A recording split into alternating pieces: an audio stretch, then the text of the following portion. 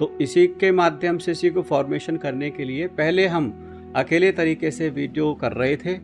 अब उसमें थोड़ा सा आगे बढ़ने, थोड़ा सा उसमें विकास करने का प्रयास है।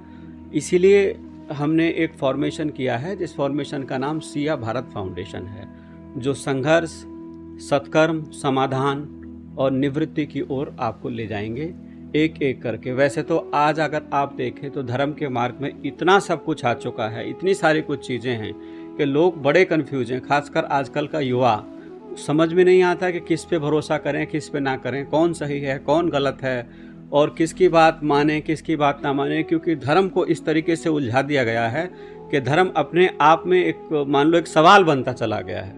तो कोई गीता की बात करता है, कोई रामायण की बात करता है, कोई सत्संग की बात करता है, कोई किसी वेद की, शास्त्र की, उपनिषद की बात करता है।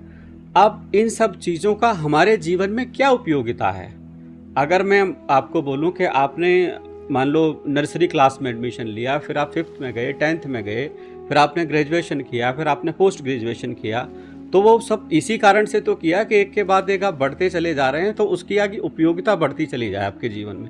अगर कोई उपयोगिता ही नहीं है तो उसका कोई मतलब ही नहीं है। फिर आपने टाइम, समय और पैसा सब कुछ बर्बाद किया है।